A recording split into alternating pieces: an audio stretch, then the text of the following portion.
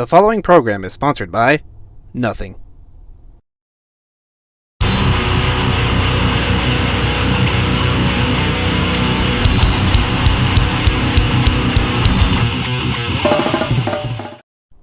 Formerly known as Sarcoptic Mange, Mange is an extreme metal band from the gutters of New Jersey formed sometime in 2018. Throughout those 4 years, a lot of shit has happened. There were lots of ups and downs, shows were played, music was made, friends were made, memories were made, and most importantly, history was made. Even more so when I joined in June of last year. I'm Ghostboy, and I've been wanting to do this video for a long ass time, so here it is. Welcome to the Mange Iceberg. For those who aren't familiar with how icebergs work, they are essentially tier lists that begin with more well-known facts about a topic, and as you get deeper into it, you'll find facts that are either lesser known or difficult to get information about. Coyote and I joined forces to make this iceberg. He added most of the entries, and I did some tweaking and added more entries that he forgot, and I'm making this video, therefore I did basically everything, so you all should worship me. Bitch. This is going to be a long-ass video, so without further ado, let's get right into it. Ladies and gentlemen, this is the Mange Iceberg explained. Tip of the iceberg. Starting things off, we have MySpace deathcore. Every court kid from the 2000s knows what I'm talking about. The first wave of deathcore that arose when MySpace was really big. Bands like Suicide Silence, Chop for a Cowboy, Whitechapel, and All Shall Perish were basically worshipped by every emo kid on the site. The reason it's on this iceberg is because, well, that's what we do. We bring back the MySpace era sound with At the Gate style riffs similar to Elysia or As Blood Runs Black. MySpace Revival, real deathcore. Shaker's Pub. Shaker's Pub is a bar/music venue in Oakdale, New York where we played twice. One of the shows being the one with Tactosa, which is probably my personal favorite show we've played, to be honest with you. Both shows had our biggest and most violent crowds since we headlined Blight Night 2 in Worcester, Mass. Great place overall, and Long Island court kids do not fuck around. If you're in a band and you want a good turnout and want some good-natured violence, book a show at the Shaker's Pub in Oakdale, New York. AWR. This is an acronym that stands for A Winters Remorse, another MySpace revival band, and one of my personal favorite bands in modern deathcore. I think I talked about these guys in my favorite releases of July. Also, our homies who get mad dome. And Coyote plays Team Fortress 2 with a couple of the members, which is interesting. The vocalist Dalton has a playlist on Spotify called Our Deathcore Boys, consisting of MySpace revival bands, including us. Check them out if you haven't already, because they are fucking based. Dan Green. Dan is the guitarist and former vocalist of A Plea For Power. He's a multi-instrumentalist and also our new synth guy and former fill-in vocalist. He's been a good friend of ours for over a year now and has a lot of different projects, including, but not limited to, Dumpster Abortion, Suicide Altar, and August Killed October. Great friend, very hardworking guy, and a fantastic addition to the band. Devin. Devin is our new lead vocalist and of course the vocalist of Abscesspool. He wasn't in the band at the time our demo was released, so I'm not entirely sure why he did vocals for it, but hey, I'm not complaining. He's been a homie for quite some time and is a very talented vocalist, so happy to have him on board. Tactosa. Tactosa are an up-and-coming Florida deathcore band that's also bringing back the MySpace sound, but with more influence from Suicide Silence or Carnifex. Played a show with them at Shakers during Memorial Day weekend, and they said it was the best show they ever played. Super nice bunch of guys, and their music slaps. Also, Kyle Whedon is the new Midschlucker. Did a feature on our latest single, Concrete Burial, which recently surpassed over 1,000 listens on Spotify. Link in description. Space Hay. I didn't know this was a thing, actually, until Coyote made the iceberg. But Matt told me it was a MySpace ripoff type thing that Coyote made a Mange account for, and that's pretty much all I know. Marauder. Every New York hardcore kid from the late 90s and early 2000s remembers this band. Marauder is a hardcore/metalcore band from Brooklyn, and they're one of the most iconic bands in the scene, most well known for their song Master Killer. What puts them on this iceberg is their vocalist Jorge is, I am not joking, Devin's father. You heard that right. And he came to our show with Bob and Peters and recorded our set. Go to his Instagram and you shall find it. Abscesspool. Our fucking blood brothers. I'm not entirely sure how to describe their sound. Think grindcore, but with breakdowns, I guess. I don't even know. This is Devin's band, like I mentioned earlier, and they've been our homies for over 2 years now, before I was in Mange. We try to play as many shows with them as possible, even though we've only played like 6. And they've made quite a name for themselves in the Long Island metal scene. Also, fun fact, their drummer Java was actually supposed to do vocals on our cover of Welcome to Sludge City, but just never did for some reason. Hence why Devin did it. Middle of the Iceberg. Power violence. A solid fusion of grindcore and hardcore, this is what Mange was before switching to deathcore, and boy were memories made. This was literally the band's trademark sound from 2019 all the way to the end of 2020 before switching to more beat-down deathcore type shit. More details as we go on. Agony. This is a new death metal side project started by one of our former vocalists Tom and our bass player Rich. They just released their debut self-titled album, and I'll leave a link to that in the comments. Speaking of Tom era. Tom was the second vocalist of Mange. He was the vocalist from June 2019 until early 2020. Then, out of nowhere, he just went off the grid. Don't remember why. Then came back into our lives a year and a half later, and yeah. He did guest vocals for a song at the Tactosa show, and is now engaged. Congrats to him. Coyote on drums. Every OG Mange fan knows that Coyote was the original drummer before switching to bass, and then eventually guitar. He was the drummer from the beginning, all the way to when I joined around June 2021. He did drums on everything before the demo, and has been the guitarist since September of last year. Jerry. Yep, there's a Tom and a Jerry. What are the odds? Jerry was the lead vocalist of Mange from 2020 to 2022, and is now our backup vocalist. He lives in California, not gonna say where, which is why he hasn't been able to play any shows with us, but he's still a very important part of the band, and I hope we can get him down here soon.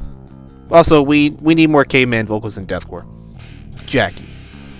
Jackie is a friend of ours who is also a part of the Mange crew, though she's not in the band, and Coyote's been friends with her for a while, and she's been a part of the local scene for quite some time. Pity Party. Our debut album, or their debut album technically, and the album that closed off the power violence era of Mange. This is a really good album, and I think it was a great way to end off that chapter of the band. Matt on bass. Matt actually started as a fill-in bassist for Mange in early 2020 until becoming the full-time bassist, and then eventually switching to guitar in late 2020. That's it. That's the entry. Vulgarxvomit. Jerry's other band down in California. They're pretty based, and I hope to see them live one day. They gotta come to Jersey. Get them down here right the fuck now. Go show them some love, because they deserve it. Also, rest in peace, Josh. Leeway Show. One of the bigger Mange shows, opening for New York hardcore band Leeway on March 6, 2020. This was the first show they did with Matt as a fill-in bassist, and from what I heard, the turnout was not very good. I wasn't at the show because I went to see Spite in Asbury Park that night, so I can't really have a say, but whatever. Stanhope House. This is a venue in Stanhope, New Jersey, where Mange played their first bigger shows. One of which being the Leeway show, and the other opening for Signs of the Swarm, which we'll get to later. Death is a Beautiful Life. This was an EP released in late January of 2021, signifying a new era of the band. At the time, it was just Matt, Coyote, and Jerry. However, I featured on drums for the terrible Counting Worms cover. I mean, it's so bad. The mixing is just some of the worst.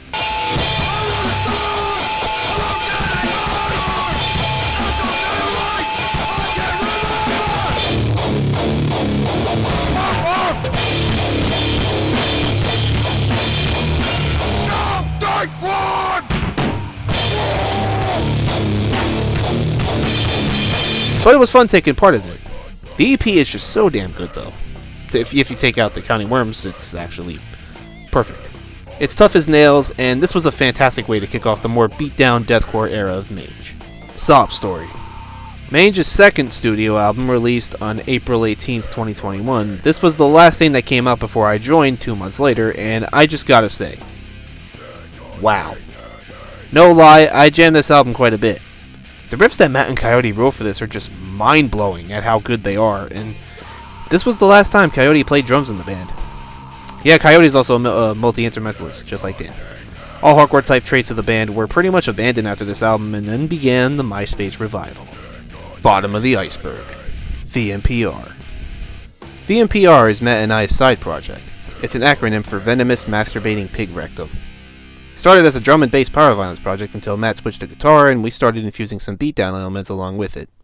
We started in late 2019 as Cunt Grinder, before eventually switching to VMPR, and then took a break after 2 years to focus more on Mange.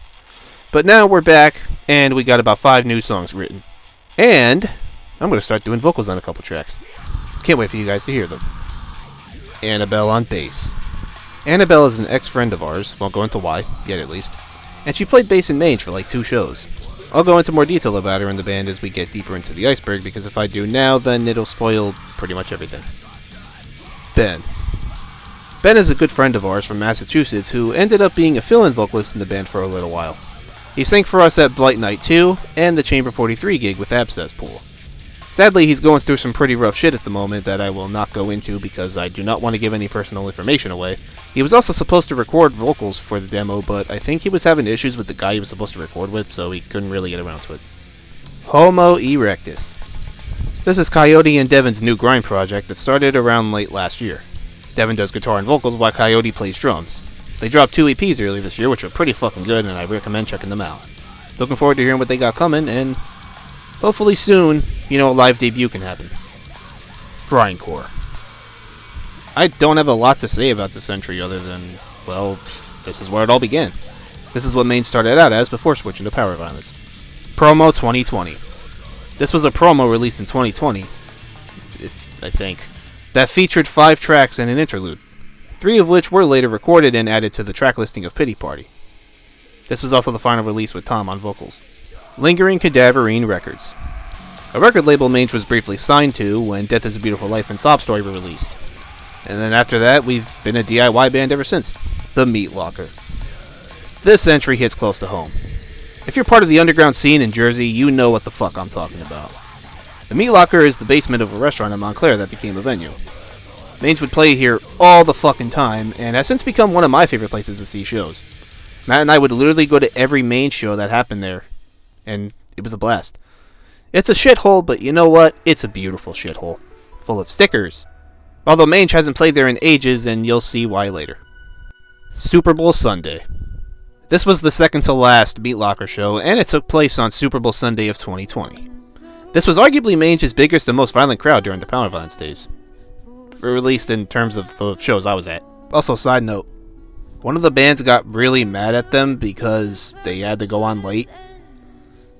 Assuming they don't know how Meat Locker shows work, because that's literally how they work. Like, they start late and then they end late.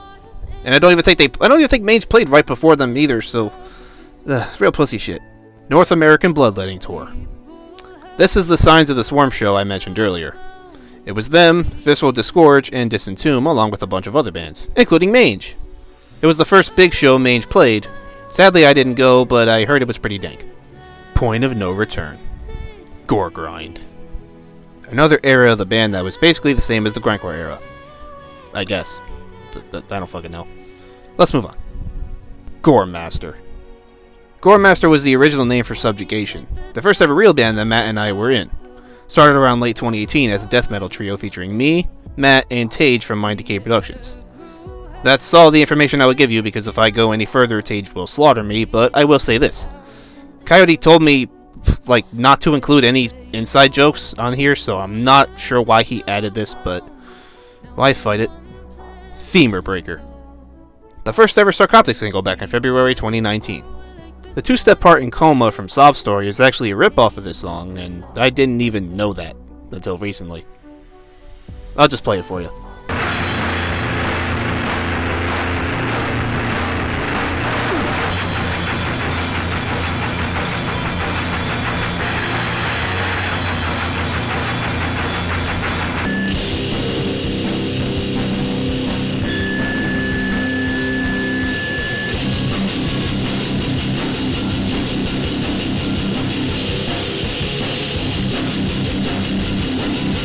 Rectalgasm. Rectalgasm was Rich and Coyote's brutal death project that sadly didn't last long. They dropped a self-titled EP in January 2021, and it was recorded at an actual studio, hence why the quality is as good as it is. At least compared to everything prior. Sarcoptified. The first ever Sarcoptic demo only 2 weeks after Femur Breaker came out. You can find all the grind on the Sarcoptic Mange Bandcamp. Link in description. Slasher Throat. I honestly can't find much information about this band aside from the video that I'm showing you now, but all I know is that they're a band, or at least were a band, and one of the members, John, was the second bassist for Mange. Intestinal Putrefaction. This is another one of Matt's side projects featuring Greg and Jake from Cardiac House Arrest that released one demo and never went anywhere after that. Speaking of which, Cardiac House Arrest. Cardiac are a local crossover thrash band that used to be our homies until they pulled some snake shit on us that I will explain in another entry. I don't know if we're enemies or just people that exist in the same universe, really. Yeah, the situation's pretty mind-numbing. You'll see why later. Their singer Greg has another band called Jammerai Sack, so there's that, I guess. East Coast Murder Crew. If you've ever wondered what the ECMC in my name stands for, well, here you go. The East Coast Murder Crew is the music scene that Matt actually started last year, originally just consisting of Mange, Abscesspool, Charcuterie, and all our side projects. Cardiac would have been part of it, but they're not for obvious reasons. This year, we've welcomed new additions to the scene, including A Plea For Power, Potter's Field, Cranial Damage, Raid, Exigent, and Pink Mist. Great friends, great music, great scene. Banned from the Meat Locker. Okay, this whole situation has to be a joke. And this was the Cardiac situation that I've been building up to. So this was late 2020, before I joined, and apparently a couple guys in Cardiac accused them of being homophobic. I don't remember why. I don't even remember if there was a reason, to tell you the truth. But they informed the Meat Locker about it and got us banned. I don't think this is actually true because it kind of just flew under the radar, but one thing I do know is that me and Matt are not banned because we've been back there a couple times since this happened. But I'm still to this day wondering why these accusations were even made in the first place. Hey guys, just want to come on here real quick and do a little shameless plug before we get to the final entries. If you've made it this far, thank you so much. It means the fucking world to me. Just want to let you guys know that our upcoming EP, What Makes You Think You Won't Be Next, will be out on all streaming platforms November 20th, so be on the lookout for that because it's going to rock your body till the break of dawn. Also, November 20th will be our last show of the year at Jimmy's Bar and Grill in Kearney, New Jersey with Departed, Grace, The Way Of, and August Killed October.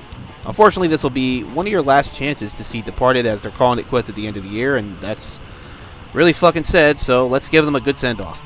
We also have our first show of 23, January 8th, with 9 Dead, Ocean of Illusions, Exigent, Abhorred, and August Killed October, which is also at Jimmy's, so if you're in the area, pull through and let's fuck some shit up. And now, back to the show. Dark Depths. Carlito. Okay, this is a tragic one, so bear with me.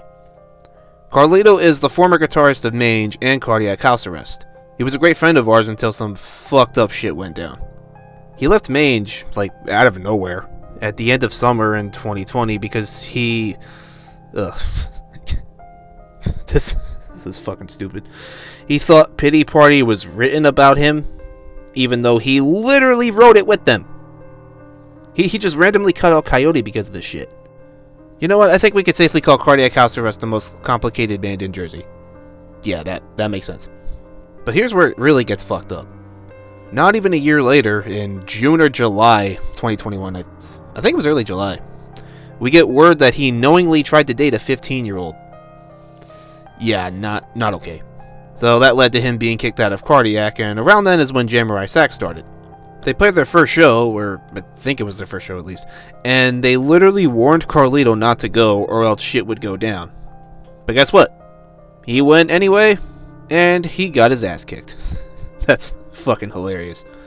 He eventually got arrested for drug possession, not sure what though, and then he got out, and the rest is history, I guess.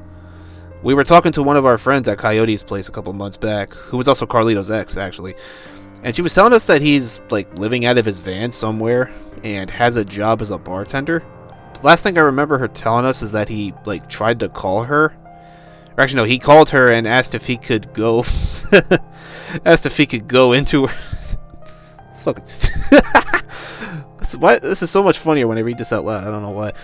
He asked if he could go into her house and take a shower. What the... And she was like... Nope.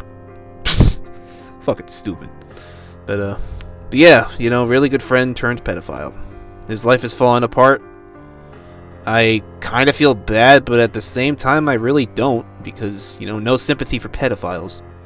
Made some memories with the guy, and then he just throws it all away. Those who were once his friends are now trying their best to keep him away from the scene as much as possible. And I couldn't be more happy. Good fucking riddance. Omar, aka Wyatt.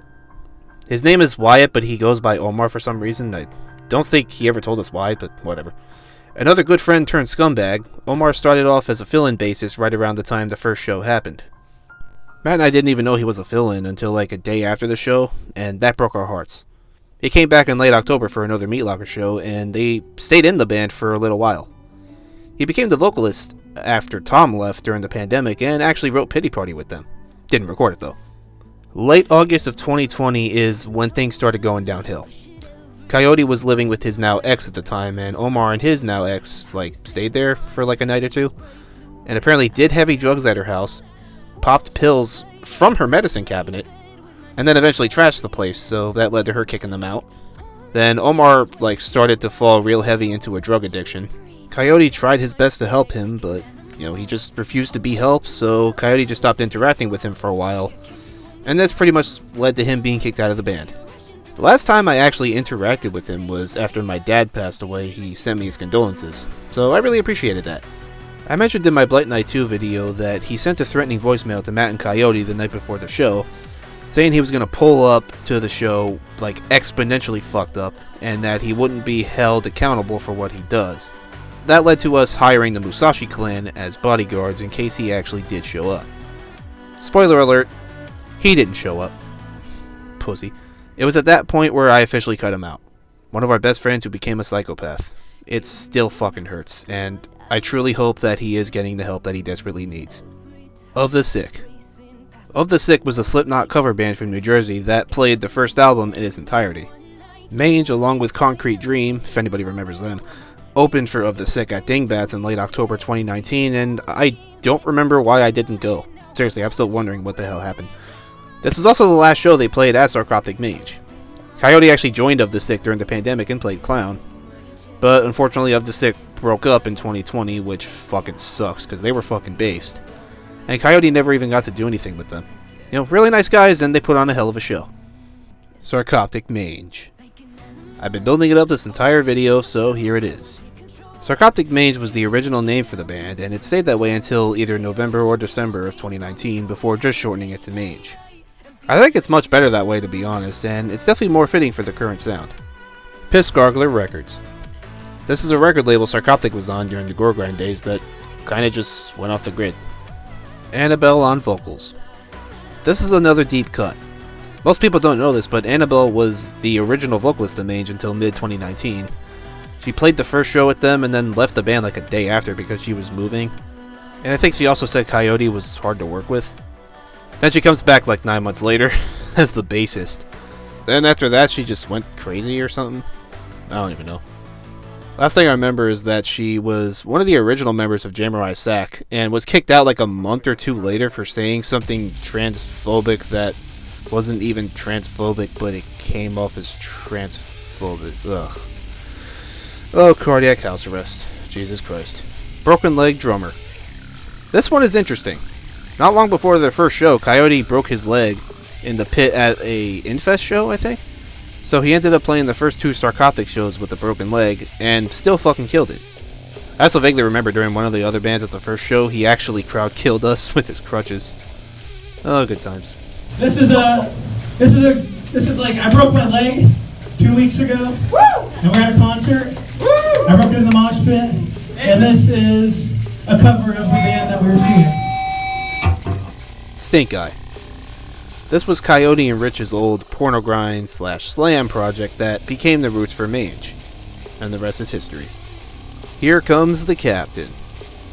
Matt and I's first ever project that eventually became the roots for VNPR. We wrote 6 songs and recorded 3 of them with my phone, and I uploaded them to my YouTube channel, which I will not be giving the link for because I don't even think I want this to be heard. 2017/18 era. The name speaks for itself. From Stink Eye all the way to the beginning of Sarcoptic. Brutal death demos were made, gore demos were made, and yeah, that's about it. Minor Inconvenience. This was a brief punk rock project between Matt and Carlito. It goes without saying that this project did not last long whatsoever. But, I gotta say, despite how shitty of a year 2020 was, the summer of that year was pretty damn good, not gonna lie. Even if a good portion of the people we knew at the time are dead to us now. We don't like you either. Finishing off the Mange Iceberg is a compilation released by Mind Decay Productions that Sarcoptic was on, along with 6 other extreme metal bands from New Jersey, including my old band Subjugation, Oxalate, Bedlam, Eye of the Destroyer, Coffin Void, and Replicant. This was a lot of fun, and it really showed just how powerful the metal scene in Jersey really is. This comp is still available on the Mind Decay channel, so if you're interested, or if you're not a bitch, go listen to it. Link in description. And to subscribe to Mind Decay while you're at it, because he truly deserves it. Good God, that was a long video. The making process was longer than the last Iron Maiden album, and the last thing I want to do is to remake everything. Hope you all enjoyed diving into some Mange lore. It's amazing how much history can be made in a 4-year run, and we can only make more from here. Joining this band was undoubtedly the best decision of my life. I've made kick-ass music with people that I love that will last forever. I've met so many amazing people that I'm proud to call friends. I've played with so many kick-ass bands from all over the US. It's just been such an experience. Mange has been through hell and back, but we're still going strong. Just like I went through hell and back making this fucking video. Editing this was literal torture. And I apologize if my voice sounded a little monotonous in the intro. I'm just trying my best not to fuck up the script. And I'd say I did quite well. But anyway, guys, thank you all for watching. Thanks for staying till the end. I hope you enjoyed this video. Be sure to subscribe. Be sure to like this video. Comment your thoughts, And I'll see you guys soon. Peace. I gotta be to work in like 12 hours, but I'm still here, still playing the show, because I'm not a bitch. I don't give a shit. But we played with a band last year that got really pissy with us because they had to go on late. But yeah, I'm here. I'm playing the show. I gotta go to work.